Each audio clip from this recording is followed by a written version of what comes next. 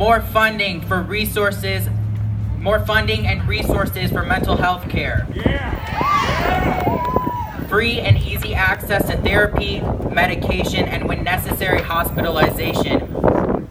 Aren't we worth that much? I'm tired of reading about all the signs that were there and unaddressed.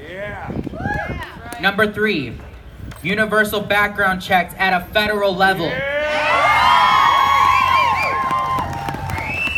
Close the private sales, internet sales, and gun show sales loopholes. Create a mechanism for mental health professionals and family members to flag a person they feel is dangerous, regardless of their adjudication status. Right. Harsh penalties for sellers who do not follow these laws. Right.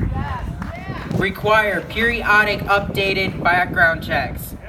When I renew my license, don't I have to take another eye exam? Do we really think it's possible that the guy who had no legal or mental history when he was 23 may have gained one over the years and become ineligible? Register as a gun owner, renew the registration, renew the background check. An important part of the background checks is digitizing ATF records. It is 2018 and we are still keeping paper records. Stop. It is too difficult to track those who need tracked. Number 4, raise the minimum age to purchase and own any firearm outside of the members of law enforcement or military to 21. If I can't drink a beer, I shouldn't own a gun. That's right. Number 5, require firearm training and insurance for ownership and use. I have to take driver's ed and an exam and insure my car at ridiculous rates in Michigan. You can do it with a gun too. Mandatory jail sentences for parents who refuse to keep their weapons out of their children's hands. A few days ago in Mississippi, a 9-year-old blew his 13-year-old sister away when they fought over a video game controller with a loaded gun he got from his parents' nightstand. Where did Adam Lanza get his guns before he went to Sandy Hook? From his mom's house. This has got to stop. You can't take us seriously because a handful of dummies ate some Tide Pods, but you're too stupid to keep guns away from your own kids. Lock them up. Lastly, number 6. This one's very important. We must address toxic masculinity. Women have higher rates of mental illness and the same access to guns as men. Why are men the ones shooting us? Our culture puts men with guns on a pedestal. We worship men and guns, so men worship guns. Our culture tells boys, don't cry, be a big boy, as if showing emotion debits your testosterone bank. We have become Dr. Frankenstein and created our own monster. We must stop. Being a man doesn't mean bottling up your feelings. Being a man doesn't mean aggression and anger and blowing crap up. Having a gun doesn't make you a man. You just are a man. I am a man. If I do nothing else here today, I want to challenge your ideas about what it makes to be a man. If it is up to you to define what that looks like for you, you are entitled to decide what makes you happy and move forward without harm. And it is sure as hell okay to cry. Tear down those posters of Batman, bodybuilders, and men with bazookas and replace those posters with Barack Obama, Martin Luther King Jr., and Harvey Milk. Those are men. John Wayne sucks! How do we get this plan in action? I'm glad you asked. Who here is 17 or older? Yes, I said 17. If your date of birth is on or before November 6, 2000, let's get you registered to vote.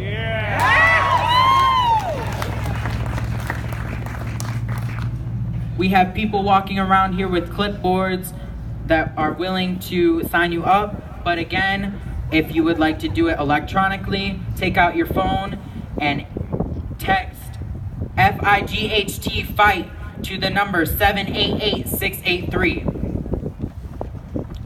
If you need help, raise your hand and someone will be right over.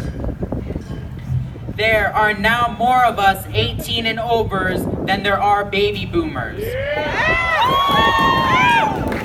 If we vote, we will win.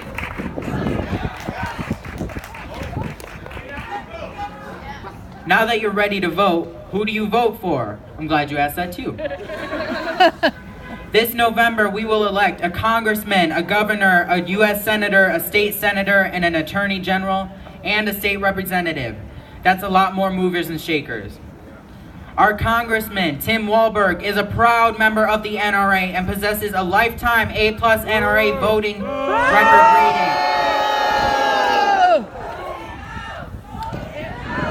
Vote him out! Vote him out! Vote him out! Vote him out! Vote him out!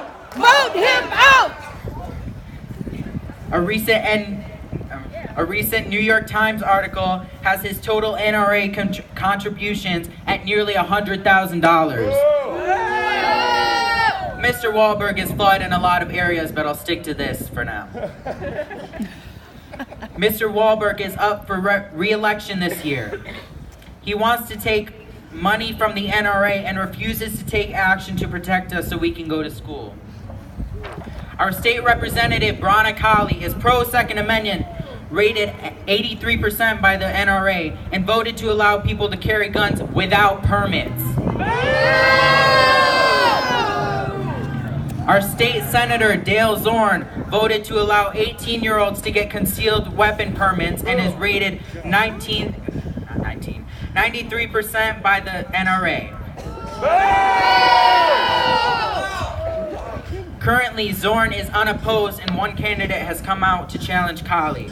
Throw them out! Throw them out! Throw them out! Throw them out! We need strong opponents to get rid of them. Did you know that you only have to be 21 to run for state senate or state representative? Yeah. Are you ready to run? Do you know someone that would be a great candidate? We don't need 2 more years of Zorn and Kali. If they are more interested in the NRA than seeing us graduate. Right.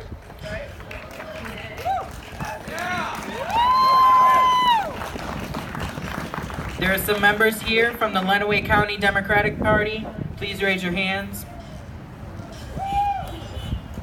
If you are ready to run or think you could be but need some support, please see one of these people.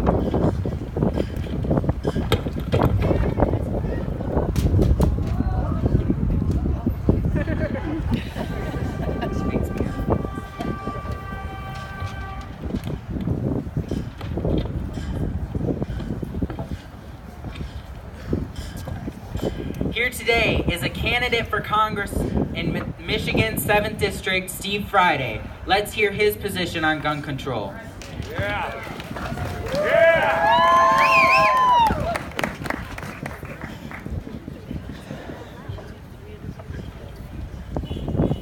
Hello, everybody. Hello. My name's Steve Friday. I'm running for Congress here in the 7th.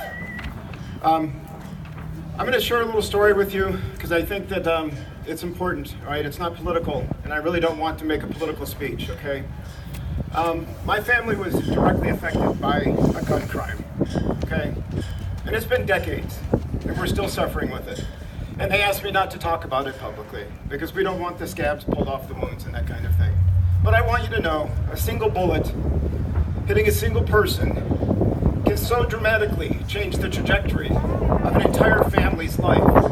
Everyone, every generation.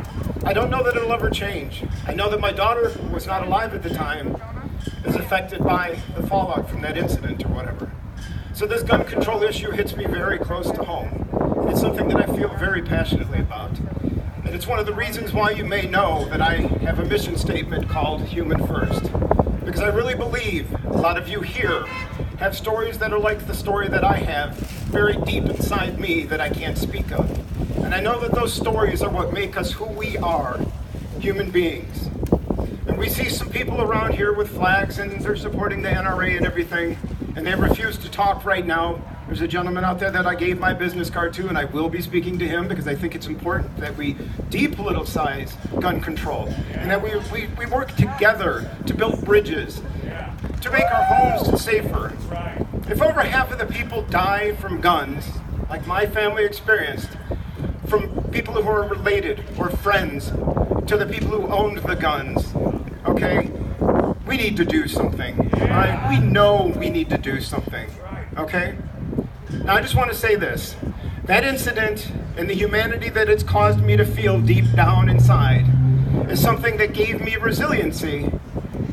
It gave me the resiliency to keep fighting and to keep moving because I was faced with the choice.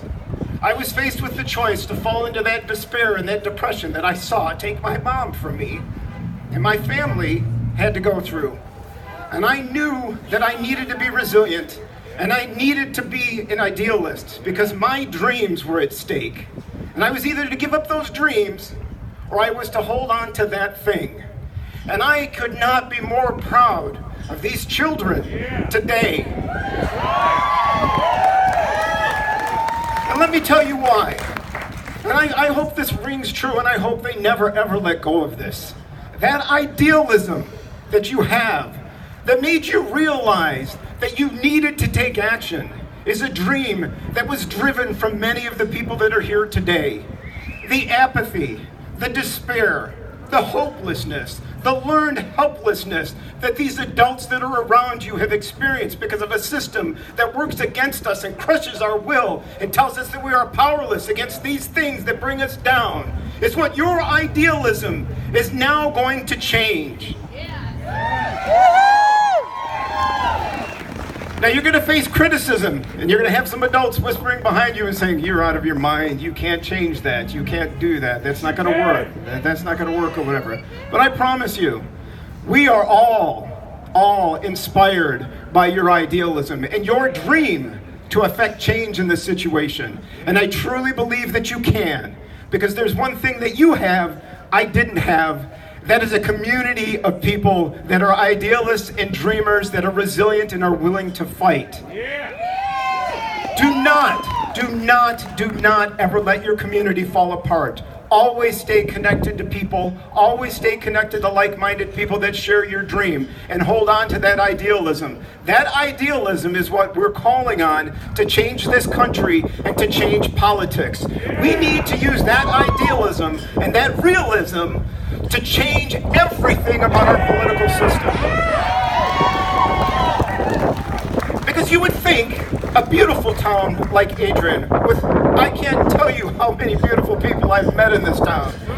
If you are not able to make the changes that we all know need to be made, like you can't collectively say, you know what, I don't want guns in our school, and what we need to do is make sure that all guns that are in the homes are locked up and safe and kept away from people that might act out when they're angry or act out when they're upset, that kind of thing, when they feel powerless or whatever. You can't affect that change. You have to change your politics. You have to change your politicians. You don't have a choice. So again, the young people that are here, hold on to that idealism. Share that idealism, talk to these adults that are around you, get them to support you in any way that you can, and I promise you, you have struck a spark that has lit a fire in each and every person here, and it's not going anywhere. It is not going anywhere unless you let it die out. Keep us, push us, keep us in the fight, push us to stay in the fight, and don't ever give up on each other, and we will be there, and we will be there until our dying breath. We will be there with you. I promise. Thank you.